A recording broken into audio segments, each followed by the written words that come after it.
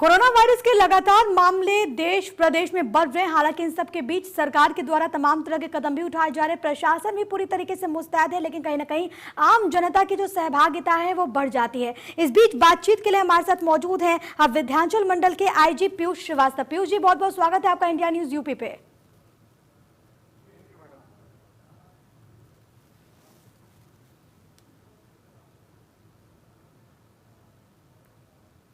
पीयूष जी, सबसे पहले मैं आपसे ये जानना चाहूंगी कि अगर आपके मंडल की स्थिति की अगर बात कर ली जाए तो मौजूदा हालात वहां पर क्या कुछ बने हुए हैं, सबसे पहले आप हमारे दर्शकों को इस बारे में बताएं। मैं आपके माध्यम से बताना चाहूंगा कि मेरे मंडल में 3 डिस्ट्रिक्ट हैं, सोनभद्र, भदोही और मिर्जापुर। तीनों जिले में हम लोग लॉकडाउन को बहुत प्रभावशाली तरीके से हमने इसको पालन कराया है और इसका बहुत अच्छा रिजल्ट भी हमारे सामने है। पब्लिक का भी बहुत सपोर्ट हमें मिला है। पब्लिक हमारे हिसाब से काफी हमारी बातें मान रही है। साथ ही साथ हम लोग का जो मुख्य उद्देश्य है कि सबसे पहले हम अपने फोर्स को भी इस महामारी से बचाएं, इसकी ओर भी हम लोगों ने प्रॉपर अटेंशन दिया है। साथ ही साथ जो लोग थोड़ा बहुत खुराफात कर रहे हैं उनके विरुद्ध प्रभावी कार्रवाई हम कर रहे हैं। 2000 वकील हमने सीज किया है। इसके अलावा करीब 800 आदमी जिन्होंने क्वारंटाइन के जो निर्देश थे उसका पालन नहीं किया तो उनको हमने अरेस्ट किया था। मुख्य रूप से हम लोग इस बात को सुनिश्चित कर रहे हैं कि सड़क पर कोई भी आदमी चले वो मास्क अवश्य लगा कर चले। मोटरसाइकिल पर सिंगल राइडिंग होनी चाहिए और 4 पहिया पे 2 आदमी चले। साथ ही साथ किसी और विभाग के अधिकारियों के साथ, कर्मचारियों के साथ कोई गतिरोध ना हो, इसके लिए लगातार हम लोग के द्वारा फोर्स को ब्रीफिंग दी जा रही है और अभी तक कोई भी इस तरह का प्रतिकूल बात हमारे इस रेंज में कहीं नहीं है। हाँ, यहाँ पर पीयूष जी आपसे ये भी समझना चाहूंगी, क्योंकि जिस तरीके से तस्वीर अलग अलग हिस्सों से निकलकर सामने आ रही है, जाहिर तौर पर कुछ चुनौतियां आप लोगों के सामने भी पेश आ रही होंगी। मैं आपसे यहाँ पर ये समझना चाहूंगी कि जिन 3 जिलों का आपने जिक्र किया, आपके मंडल के अंतर्गत जो 3 जिले आते हैं, उसमें विशेषकर किस तरीके की चुनौतियां वहां पर पेश आ रही हैं पुलिस प्रशासन के सामने? सबसे ज्यादा जो प्रमुख समस्या हमारे यहाँ है, जैसे सोनभद्र है, ये पिछड़ा हुआ जिला है और यहाँ काफी संख्या में आदिवासी रहते हैं। तो इनके घर तक भोजन पहुंचाना, राशन सामग्री पहुंचाना मुख्य रूप से एक ये समस्या है। दूसरी समस्या भदोही में है। भदोही में कारपेट का काम होता है। काफी संख्या में यहाँ लगभग 1800 मजदूर ऐसे हैं जो बिहार और झारखंड से यहाँ पर आए हुए थे और लॉकडाउन में यहीं पर रुके हुए हैं। इनकी समस्या थी। साथ ही हमारे यहाँ मुसर जाति के काफी लोग रहते हैं।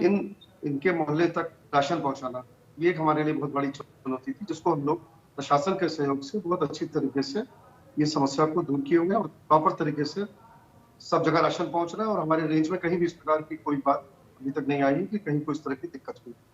चलिए, ये अच्छी बात है कि आप लोग वहां पर प्रॉपर तरीके से काम कर रहे हैं और जो भी व्यवस्थाएं हैं वो प्रॉपर ढंग से चल रही हैं, सुनिश्चित हो रही है ताकि आम लोगों को किसी प्रकार की कोई दिक्कत वहां पर पेश ना आए। लेकिन इन सब के बीच क्योंकि सोशल डिस्टेंसिंग को लेकर भी सवाल उठते हैं, कई जगहों से ऐसी तस्वीरें निकलकर सामने आती है जहाँ पर सोशल डिस्टेंसिंग की पालना नहीं होती हुई नजर आती है। आपने जिक्र किया कि वहां पर जो आपूर्ति प्रणाली है वो पूरी तरीके से सुनिश्चित आप लोगों के द्वारा कराई जा रही है। सोशल डिस्टेंसिंग को लेकर किस तरीके से आप व्यवस्थाएं सुनिश्चित कर पा रहे हैं? इसको लेकर हम लोगों ने ये प्रयास किया है कि जो सब्जी की दुकान है उसको सिर्फ 1 या 2 जगह ना बेची जाए, वरना बहुत ज्यादा भीड़ हो जाती है, आप कंट्रोल नहीं कर सकते। तो इसको हम लोगों ने प्रशासन के सहयोग से मोहल्ले मोहल्ले छोटी छोटी दुकानें हैं, फल की दुकान है जो खुली रहती हैं, जिस पर आदमी सोशल डिस्टेंसिंग को पालन करते हुए सामान ले रहा है। यदि हमने सबको बंद कर दिया होता और 1 या 2 दुकान खुली होती तो निश्चित रूप से इतनी बड़ी जनसंख्या है, इसको कंट्रोल करना संभव नहीं होता। एक तो हम लोगों ने ये देखा है। दूसरा, इसी के साथ साथ हम लोगों ने मोहल्ले और गलियों में भी ठेलों की व्यवस्था की है। तीनों जिले में प्रशासन के द्वारा ठेलों के माध्यम से आवश्यक वस्तुओं का जो है सप्लाई हो रही है। साथ ही साथ हम लोगों ने जो छोटे फुटकर रिटेलर्स थे उनको जो है डोर टू डोर सर्विस देने के लिए उनको पास इशू कर दिए हैं। टेलीफोन पर नोट कराया जा रहा है सामानों की लिस्ट और वो जाकर पहुंचा दे रहे हैं। हाँ, यहाँ पर आपसे ये भी समझना चाहूंगी, क्योंकि आपने जिक्र किया कि तमाम तरह की व्यवस्थाएं वहां पर सुनिश्चित की जा रही है। हाँ, लेकिन आम जनता का कितना सहयोग आप लोगों को मिल पा रहा है? क्योंकि प्रदेश के अलग अलग हिस्सों से ऐसी भी तस्वीर निकलकर सामने आती है जब लोग लॉकडाउन की पालना करते हुए नजर नहीं आते, बेवजह लोग घरों से बाहर निकलते हैं। वहां की अगर परिप्रेक्ष्य में बात कर ली जाए, वहां के संदर्भ में अगर बात कर ली जाए, तो आम लोगों को आपको कितना सहयोग मिल पा रहा है? देखिए, इसके लिए हम लोगों ने प्रॉपर एक तो फोर्स से ब्रीफिंग कराई जा रही है, लाउड स्पीकर से, लाउड हेलर से हम लोग लगातार अनाउंस कराते हैं। साथ ही साथ हम लोग समय समय पर ड्रोन कैमरे के माध्यम से अलग अलग मोहल्ले पर सरप्राइज चेक करा रहे हैं, जिससे कि पब्लिक को ये लगे कि अगर आप कैमरे में आ जाएंगे तो आपके खिलाफ कार्रवाई हो जाएगी। और जो हमने कार्रवाई की है उसको प्रॉपर तरीके से आपके मीडिया के माध्यम से, समाचार पत्रों के माध्यम से पब्लिक तक ये न्यूज जा रही है कि पर डे क्या कार्रवाई पुलिस ने की है। इसका बहुत अच्छा प्रभाव पड़ रहा है और इससे लोग काफी ज्यादा संख्या में इसका पालन करते हुए नजर आ रहे हैं।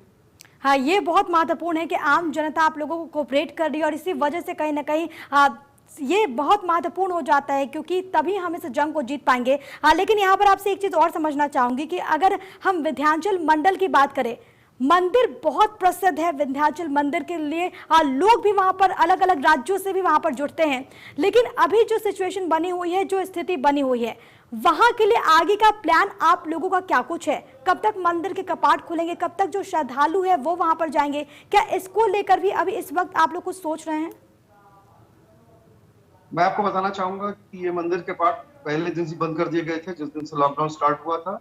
नवरात्र का मंदिर में टोटल बंद रखा गया था। पब्लिक ने पूरा कोऑपरेट किया। साथ ही साथ अभी आप जैसा देख रहे हैं कि ये महामारी अभी कंट्रोल में नहीं है, और ये कब तक लॉकडाउन चलेगा ये भी अभी हम नहीं तय कर सकते। तो अभी आगे आने वाले समय में क्या परिस्थितियां बनती हैं, यदि यदि कोरोना पॉजिटिव पेशेंट्स बढ़ते जाएंगे तो निश्चित रूप से कहीं पर भी पब्लिक अलाउ नहीं की जाएगी, चाहे वो शादी हो, चाहे कोई मीटिंग्स हो, चाहे मंदिर हो, चाहे मस्जिद हो। इन सब जगह हमें टोटल क्वारंटाइन रखना पड़ेगा, क्योंकि कोरोना इसी सब के माध्यम से ज्यादा संख्या में फैलता है। तो हम लोग अभी वॉच करेंगे और आगे जैसा भी परिस्थितियां बनेगी और जैसा शासन का निर्देश प्राप्त होगा, हम लोग उसी हिसाब से आगे कार्रवाई करेंगे। जी, ये बड़ी बात है कि शासन और प्रशासन के कोऑर्डिनेशन से ही आप लोग आगे बढ़ रहे हैं। हाँ, इस बीच आपसे यहाँ पर ये भी समझना चाहूंगी, क्योंकि जो 3 जिले आप लोगों के अंतर्गत आते हैं, जो 3 जिले आपके मंडल के अंतर्गत आते हैं, और उन 3 जिलों में फिलहाल अगर व्यवस्थाओं की बात कर ली जाए, आम जनता के कोऑपरेशन की बात कर ली जाए, क्या कोई विशेष व्यवस्था वहाँ पर की गई है? जब जो फिर बॉर्डर एरियाज हैं, जो पास के लगते जिले हैं, उसको लेकर क्या कुछ आप लोगों का वर्क प्लान है? देखिए, मैं आपको एक चीज और अच्छी बताना चाहूंगा कि हमारे तीनों जिलों में हमारा जो प्रशासन और पुलिस का जो कोऑर्डिनेशन है, साथ ही साथ हमारा हेल्थ डिपार्टमेंट के साथ, वो आउटस्टैंडिंग है। सभी अधिकारी पर डे लगभग 7-7 घूम रहे हैं, सीएमओ हमारे साथ घूम रहे हैं, एसपी, डीएम, सीएमओ साथ रहते हैं।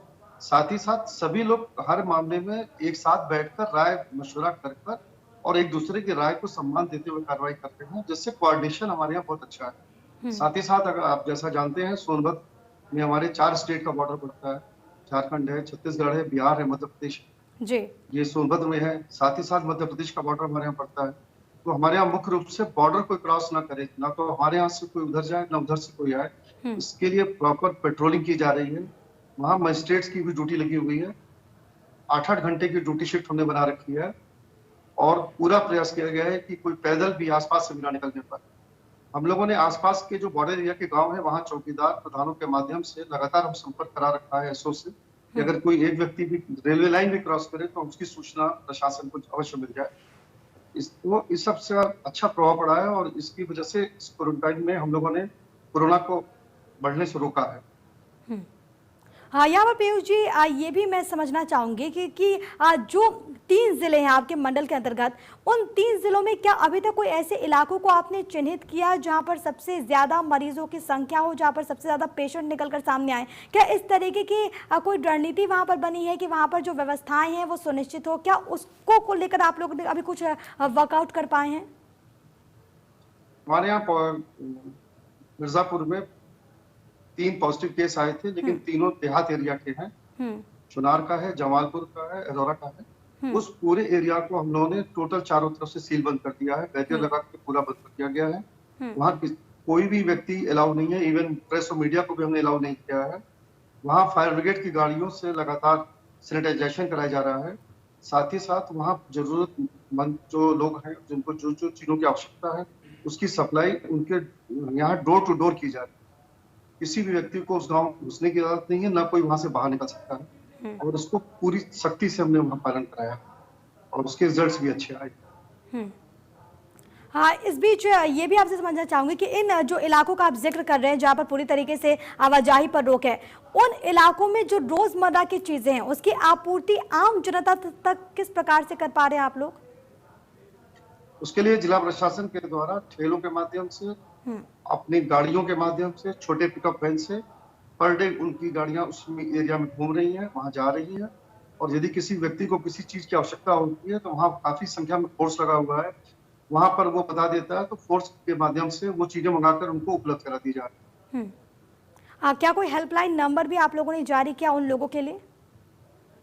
जी हाँ, ये हेल्पलाइन नंबर भी जारी है, लेकिन मुख्य रूप से चूंकि हमारा फोर्स बिल्कुल वहीं पर है और डायरेक्ट उनके कांटेक्ट में है, तो कोई भी बात होती है तो वो सूचना हमारी जो पेट्रोलिंग करती पार्टी है उसको तुरंत बता देते हैं और उसके माध्यम से हम लोग इसको करते हैं। साथ ही साथ यदि किसी के पास कोई अर्जेंट बात होती है तो 112 नंबर पे वो डायल कर रहे हैं। 112 नंबर हमारा बहुत पॉपुलर नंबर है पूरे प्रदेश में जी। इससे बड़ा फायदा मिल रहा है, और उसके माध्यम से यदि कहीं एम्बुलेंस भेजना हो या कोई बात हो, कहीं राशन की दिक्कत आ रही है, तो तत्काल इसको हम पूरा कर रहे हैं। और अभी तक कोई भी शिकायत वहां पर ऐसी नहीं आई है कि किसी भी व्यक्ति ने कहा हो या कोई न्यूज आई हो या कोई मीडिया में आया हो कि वहां किसी प्रकार की कोई दिक्कत आई हो। इसमें हमारे पत्रकार बंधु भी बहुत सहयोग कर रहे हैं। यदि कहीं से उनको भी कोई फोन आदि प्राप्त होता है तो उस पर भी हम लोग पूरा कार्रवाई करवा रहे हैं। हाँ, और इस बीच क्योंकि हम देख पा रहे हैं कि बहुत जो अफवाहें हैं वो भी बहुत तेजी के साथ फैल रही है। सोशल मीडिया की बात कर ली जाए तो वहां पर भी अफवाहों का जो बाजार है वो पूरी तरीके से गर्म है। क्या इस प्रकार से अभी तक कोई मामला आपकी रेंज में निकलकर सामने आया, और अगर कुछ आया तो क्या कुछ कार्रवाई उन लोगों पर? जब लॉकडाउन शुरू हुआ था तो उसी समय 2-3 दिन में कुछ लोगों के द्वारा सोशल मीडिया पर आपत्तिजनक बातें लिखी गई थी और तत्काल उनको गिरफ्तार कर लिया गया था। उसके बाद से ये चीजें बंद हुई और लगातार मीडिया हम लोग वॉच कर रहे हैं। हमारा साइबर सेल डिस्ट्रिक्ट लेवल पे भी, मेरे रेंज लेवल पे भी, जोन लेवल पे भी, और हम लगातार इसको वॉच कर रहे हैं। लोगों को पता है कि आपकी हर हरकत पर पुलिस की नजर है, तो इसकी अब फिलहाल कोई समस्या हमारे रेंज में ऐसी नहीं आई है जिस पे कार्रवाई करनी पड़े। जी, चलिए, ये अच्छी बात है कि आप लोगों की सजगता के वजह से का मैसेज भी गया लोगों के बीच में, और इसी वजह से वहाँ पर अभी तक कोई ऐसे मामले निकलकर सामने नहीं आए हैं। हाँ, लेकिन इन सब के बीच क्योंकि मैं आपसे ये भी समझना चाह रही हूँ कि जिस तरीके से लॉकडाउन पार्ट 2 जारी है, सरकार की ओर से कुछ छूटों का ऐलान भी किया गया है। 20 अप्रैल के बाद तमाम कुछ चीज़ें हैं चिन्हित जहाँ पर छूट की बात कही गई। अभी जो मौजूदा हालात है आपकी रेंज में, फिलहाल वहां पर किस प्रकार की रियायतें दी जा रही हैं, जरा इसके बारे में स्थिति स्पष्ट करें। इसके संबंध में मैं आपको बताना चाहूंगा, जैसे जनपद मिर्जापुर में पहली बात जो एनएचआई को काम करने की छूट दे दी गई है, क्योंकि एनएचआई का जो काम होता है उसमें मजदूर बहुत कम रहते हैं, मशीनों का काम ज्यादा होता है, तो एनएचआई ने काम शुरू कर दिया है। साथ ही मिर्जापुर में छोटे स्तर पे खनन का काम है, उसको शुरू करा दिया गया है। भदोई में कारपेट का बहुत बड़ा काम है, लेकिन अभी कारपेट में जो 1800 मजदूर हमारे बिहार और झारखंड से यहाँ आए हुए थे, वो अपने अपने फैक्ट्री मालिकों के जो उनका ऑफिस है और जहाँ पर इनका कारपेट तैयार होती है वहां पर ये लोग थे, तो उनको विद इन कैंपस रहते हुए अपनी कारपेट बनाने के लिए परमिशन दे दी गई है। कोई बाहर नहीं आएगा लेकिन कारपेट बना सकते हैं। साथ ही साथ मनरेगा में छूट सोनभद्र में दे दी गई है, मनरेगा का कार्य वहां शुरू हो गया है, एनएचआई का काम भी वहां शुरू करा दिया गया है। इस प्रकार से छोटी छोटी छूट दी गई है जिसपे काम शुरू हो चुका है।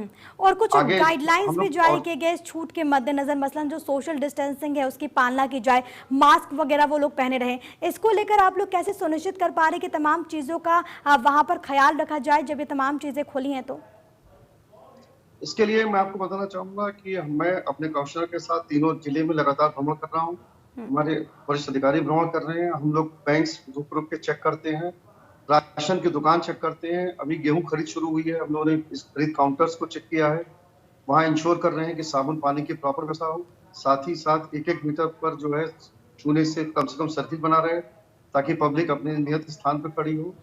साथ ही साथ इन स्थानों पर मैक्सिमम कोशिश कर रहे हैं कि जहां जहां हमारी पीआरबी इसको ड्यूटी दे सकती हो उसके माध्यम से कर रहे हैं। बैंक्स में काफी पैसा आया है अकाउंट्स में, जिसको निकालने के लिए लोग काफी संख्या में निकलते हैं। तो इस प्रकार हम लगातार मॉनिटरिंग कर रहे हैं, लगातार गश्त हो रही है और उसको मॉनिटर करने से इसको सोशल डिस्टेंसिंग को मेंटेन किया जा रहा है। हाँ, इस बीच पीयूष जी एक चीज़ और समझाइए, क्योंकि जिस तरीके से हमने देखा कि कुछ छूट की ज़रूर बात की गई, लेकिन इन सब के बीच कुछ ऐसी तस्वीरें अलग अलग हिस्सों से निकलकर सामने आई थी जहां पर मंडियों में लोग सोशल डिस्टेंसिंग की पालना नहीं कर रहे थे। अगर हम आपकी रेंज की बात करें तो जो अनाज मंडी है वहां पर किस तरीके की व्यवस्थाएं की गई हैं, वहां पर सोशल डिस्टेंसिंग को लेकर किस तरीके के दिशा निर्देश जारी किए गए, किस तरीके से आप लोग तमाम चीज़ों को सुनिश्चित वहां पर करा पा रहे हैं? मैंने आपको मैडम पहले भी बताया था कि हमने अपने यहाँ जो मोहल्ले में छोटी छोटी शॉप्स थी सब्जी की, उनको भी खुला छोड़ दिया है। सिर्फ ये वहाँ हम लोग देख रहे हैं कि सोशल डिस्टेंसिंग जरूर मेंटेन हो और मास्क लगा के लोग जाए। इसकी वजह से हमारे यहाँ मेन सब्जी मंडी पर बहुत ज्यादा रश नहीं हो रहा है। सेकंड थिंग, जहाँ हमारी मंडी है वहां पर हम लोगों ने जो शॉपकीपर्स हैं उनको इस प्रकार से बैठाया है। पहले वो शेड के अंदर सब्जी बेचा करते थे, अब हमने उनको इस प्रकार से बैठाया है कि बाहर के हिस्से पे चूने की लाइन लग जाए, सर्किल बन जाए, और करीब 50-50 या 100-100 लाइन सर्किल्स बने हुए हैं, ताकि 100-100 आदमी भी अगर लाइन में लगेंगे तो भी सोशल डिस्टेंसिंग मेंटेन होगा। इस प्रकार से हम लोग अनाज मंडी और सब्जी मंडी में व्यवस्था सुनिश्चित किए हैं। इस वहां पर भी सोशल डिस्टेंसिंग जरूर मेंटेन की। चलिए, ये अच्छी बात है कि आप लोगों ने गाइडलाइंस वहाँ पर जारी किए हैं, और जिस तरीके से आप भी जानकारी दे रहे हैं कि जो छोटी छोटी दुकानें हैं वो खोली हुई हैं, शायद यही वजह है कि जो सब्जी मंडियाँ हैं वहाँ पर ज़्यादा भीड़ देखने को नहीं मिल रही है। अब पीयूष जी, मैं यहाँ पर आपसे ये समझना चाह रही हूँ क्योंकि जिस तरीके से पूरे प्रदेश में मामले बढ़ रहे हैं, उसमें एक बड़ी चुनौती अगर बात कर ली जाए तो जमात के तौर पर भी निकल कर सामने आई।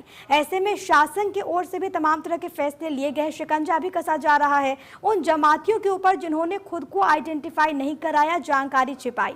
मौजूदा अगर वक्त की बात कर ली जाए, हालात की बात कर ली जाए, तो आपके इन तीनों जिलों में, आपकी रेंज के अंदर जो भी 3 जिले आते हैं, वहां पर मौजूदा स्थितियां किस प्रकार की बनी हुई है, और इससे संबंधित क्या आप लोगों ने अभी तक कोई एक्शन लिया?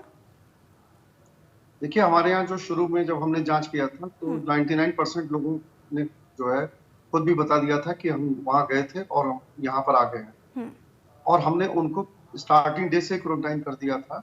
इसीलिए अगर आप देखेंगे तो हमारे यहाँ सोनभद्र में एक भी केस अभी तक नहीं मिला है। भदोई में एक केस आया था, जो व्यक्ति दिल्ली से चला था, वो उसने ये बताया था कि मैं दिल्ली में कारपेंटर का काम करता था, और ये जब एक दिन की छूट मिल गई थी बस से दिल्ली से चलने से, उस समय ये वहां से निकला था, और जब रास्ते में बसें रोक दी गई तो ये चोरी से रेलवे लाइन क्रॉस करता हुआ झारखंड जा रहा था। तो ये इसको लेकर हम लोगों ने इसको क्वारंटाइन कर दिया था, जो पॉजिटिव आया है, तो ये ऑलरेडी हमारे क्वारंटाइन में था। इसी प्रकार से मिर्जापुर में भी जो केस आए थे वो भी जो है वो गांव के थे, दूर दूर थे। तो हमारे यहाँ लगभग सभी ने इस बात को सूचना दे दिया था। हमारे यहाँ 11 बांग्लादेशी व्यक्ति आए हुए थे भदोई में, जो टूरिस्ट वीजा पर आए थे, और वो यहाँ आकर मरकज में थे, धर्म के कारण में थे, उनके खिलाफ मुकदमा कायम हुआ था और उनको अरेस्ट किया गया है। ये जो बांग्लादेशी हैं 11, उनका पासपोर्ट अभी जब्त है। इस संबंध में जब शासन से अग्रिम आदेश प्राप्त होगा तब उसके हिसाब से आगे कार्रवाई की जाएगी। हाँ, क्या अभी आप लोग क्या कुछ मांग कर चल रहे हैं? क्या अभी भी कुछ ऐसे लोग हो सकते हैं जो प्रदेश जो आपके 3 जिलों के अलग अलग हिस्सों में अगर छुपे हुए हों? क्या आप लोग के पास क्या कुछ इनपुट्स है? क्या अभी भी ऐसे लोग हैं जो कि इस वक्त वहां पर मौजूद जिनकी हो सकती है? देखिए, इस पर हम लगातार हमारी मॉनिटरिंग चल रही है। प्रदेश स्तर पर एसटीएफ से लगातार मॉनिटरिंग चल रही है, इसमें दिल्ली से आईबी के द्वारा की जा रही है, रॉ के द्वारा की जा रही है, और लगातार हम लोगों के पास नई नई लिस्ट आ रही है, और हम लोग उसको डिस्ट्रिक्ट वाइज मॉनिटरिंग कर रहे हैं कि क्या उस पीरियड में कोई व्यक्ति और दिल्ली का तो नहीं है, और ये लगातार अभी आगे चलती भी रहेगी। और ये भी आपसे समझना चाहूँगी कि क्योंकि जो बॉर्डर के जो एरियाज़ हैं वहाँ पर अगर हम स्क्रीनिंग की बात कर ली जाए, यानी कि अगर मिर्ज़ापुर की अगर बात कर ली जाए या फिर भदोई की बात कर ली जाए, हाँ, स्कैनिंग को लेकर आप लोग क्या कुछ कह रहे हैं? बॉर्डर एरियाज़ में और क्या कुछ व्यवस्थाएं आप लोगों के द्वारा की गई हैं, ताकि जो दूसरे ज़िलों के जो लोग हैं कहीं ना कहीं अगर आते हैं तो उसको लेकर किस तरीके के गाइडलाइंस आप लोगों ने जारी किए हैं, उसको लेकर किस तरीके से आप लोग वर्कआउट कर रहे हैं? अभी जो बॉर्डर की स्कीम हमारी टोटल 100% फुल प्रूफ चल रही है, बिल्कुल रोका गया हुआ है। जब कोई सरकारी आदेश से किसी को कहीं भेजा जा रहा है जिसका क्वारंटाइन का पीरियड पूरा हो गया है, जो अब सुरक्षित टाइम में आ चुका है, जिससे अब खतरा नहीं हो सकता है उसको कोरोना होगा, तो वो बाकायदा जो बसेस हमारी इंटर बॉर्डर में क्रॉस कर रही हैं डिस्ट्रिक्ट के लिए, वो बाकायदा कांस्टेबल्स के द्वारा मैंड है। कोई भी जिला अगर दूसरे जिले को भेजा भेज रहा है फोर्स को, तो उसमें एक सिपाही जरूर रहता है। अगर इसके अलावा कोई आदमी बॉर्डर क्रॉस करता है बिना पास के, तो उसको तत्काल रोक लिया जाता है। हम्म। तो कोई भी व्यक्ति अभी क्रॉस नहीं कर रहा है। लेकिन बहुत से लोग मेडिकल ग्राउंड पर, बहुत सी जगह ऐसी इमरजेंसीज हैं जो जी। दिल्ली साइड से, वहाँ के गवर्नमेंट से और स्टेट से लोगों को पास मिले हैं, तो उस पास को प्रॉपर चेक करके ही हम लोग बॉर्डर पर छोड़ रहे हैं। अदरवाइज आप बॉर्डर पर अभी भी कोई छूट नहीं है, किसी प्रकार की किसी को आने जाने के लिए मनाही है। हम्म। हाँ, और यहाँ पर आपसे ये भी चीज़ जानना चाहूँगी, क्योंकि आपने जिक्र किया कि सोनभद्र या फिर भदोही की बात कर ली जाए तो मामले वहाँ पर कम है। ऐसे में किस तरीके की आगे की स्ट्रैटेजी आप लोगों की है इन दो ज़िलों में? आगे किस तरीके से आप लोग बढ़ने की कोशिश कर रहे हैं ताकि जो स्थिति है वो और ज़्यादा खराब ना हो, क्योंकि खतरा अभी भी बना हुआ है। इसको लेकर किस तरीके की व्यवस्थाएं वहाँ पर की गई हैं?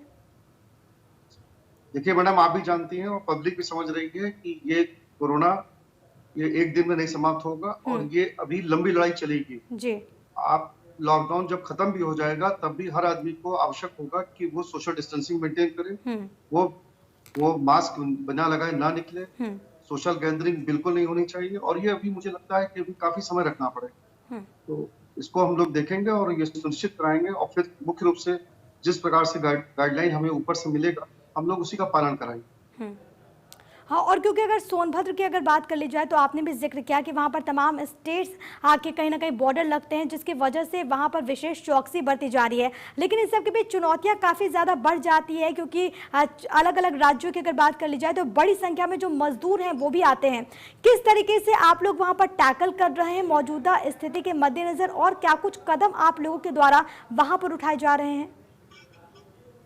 देखिए मैं इसमें बताना चाहूंगा कि इसमें हर स्टेट अपने लेवल से प्रयास कर रहा है कि कोई भी बॉर्डर तक न पहुंचे। इसलिए बॉर्डर पर किसी भी जगह पर हमारे यहाँ कोई प्रॉब्लम अभी तक नहीं आई है, न तो हमारे ही बॉर्डर पे बहुत सारी संख्या में कोई वहां पहुंचा है। इसी प्रकार से छत्तीसगढ़ है, मध्य प्रदेश है, हमारा झारखंड है, बिहार है, वहां के भी बॉर्डर पर कोई भीड़ नहीं है, कुछ नहीं है, क्योंकि हर जिले में लोगों ने क्वारंटाइन कर रखा है, रोक रखा है, नहीं जाने दिया जा रहा है। साथ ही साथ एक व्यवस्था और हमारे यहाँ बहुत अच्छी है। हमारे यहाँ हर स्टेट से संबंधित एक एडीजी और एक प्रिंसिपल सेक्रेटरी रैंक के अधिकारी को नोडल अफसर बनाया गया है। जैसे उदाहरण के लिए मान लीजिए अगर हमारे यहाँ तमिलनाडु के कुछ मजदूर फंसे हुए हैं, तो हमारे पास ये सूचना उपलब्ध हो जाती है कि तमिलनाडु से हमारे पास थ्रू एडीजी मैसेज आ जाता है कि आप यहाँ इतने आदमी हैं, इनको राशन पानी की व्यवस्था करा दिया जाए। तो इस तरह से पूरे यूपी में जो सिस्टम मॉनिटर किया जा रहा है वो बहुत अच्छी तरीके से हो रहा है, और ये लगातार जो हमारे सीनियर ऑफिसर्स हर स्टेट से एक नॉमिनेटेड हैं देखने के लिए, उनके माध्यम से हमारे पास सूची आ रही है, और हम वहाँ भी जो लोग हमारे यहाँ फंसे हुए हैं अदर स्टेट्स के, उनको राशन पानी पहुंचा रहे हैं। और यदि हमारे यहाँ कुछ लोग सूचना दे रहे हैं कि उनके कुछ रिश्तेदार परिवार वाले किसी और स्टेट में फंस गए हैं, तो हम संबंधित एडीजी सर के माध्यम से और प्रमुख सचिव सर के माध्यम से वो लिस्ट उनको सप्लाई कर रहे हैं, भेज दे रहे हैं, उनको कॉन्टेक्ट नंबर दे दे रहे हैं, एड्रेस दे दे रहे हैं।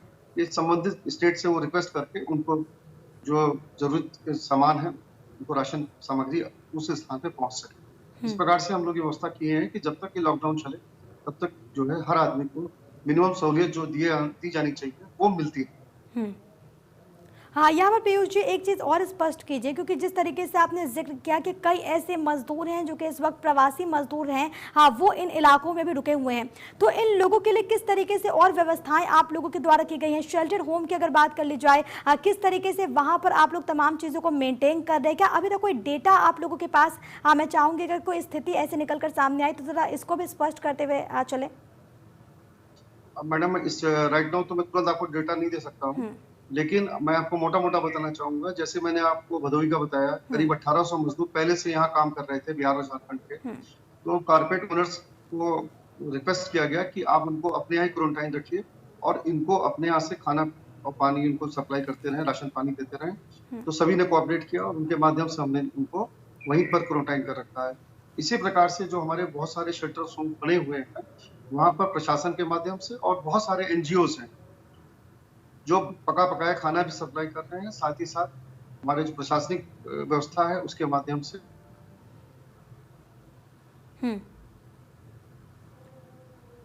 जी, शायद तो यहाँ पर कुछ तकनीकी खामी आ गई है, लेकिन आप सुन रहे थे पीयूष श्रीवास्तव को, जिन्होंने तमाम महत्वपूर्ण बातों का जिक्र किया और ये भी जानकारी दी कि वहाँ पर जो तमाम चीज़ें हैं, तमाम जो व्यवस्थाएं हैं, वो उनकी टीम के द्वारा दुरुस्त की जा रही है, तमाम तरह के फैसले लिए जा रहे हैं। पीयूष जी, कुछ तकनीकी खामी आ गई थी, शायद इसी वजह से हमारी आपकी आवाज़ यहाँ तक नहीं पहुँच पाई। मैं चाहूँगी कि आप अब अपनी बात को कंटिन्यू कीजिए। मैडम, क्या आप मुझे सुन पा रही हैं? जी जी, हम आपको सुन पा रहे हैं, आप अपनी बात पूरी कीजिए। मैं आपसे बताना चाहूंगा कि एग्जैक्ट डेटा इसका मेरे पास अभी नहीं है कि कहाँ कितने हमारे शेल्टर्स होंगे, बट मैं आपको ये बताना चाहूंगा, जैसे मैंने अभी आपको भदोही का एग्जांपल दिया था, 1800 मजदूर वहां पर फर्स्ट डे क्वारंटाइन में थे, क्योंकि वो वहाँ काम कर रहे थे, क्वारंटाइन किए गए। तो कारपेट ओनर्स के माध्यम से उनको हम लोगों ने राशन सप्लाई करा रखा है और उनको खाना उनको मिल रहा है। साथ ही साथ हमारे पास जो और जगह पर हमने जो शेल्टर होम्स बना रखे हैं, वहाँ हमारी प्रशासनिक एजेंसीज, बहुत जगह हमारे एनजीओ हैं, यहाँ पे रोटरी क्लब, लॉयंस क्लब है और बहुत सारे लोगों ने इसमें सहयोग किया है। तो इसके माध्यम से हम लोग उनको सप्लाई कर रहे हैं, इसमें कोई दिक्कत नहीं आने दी जा रही है। हर जगह का एक प्रॉपर किचन चल रहा है और हर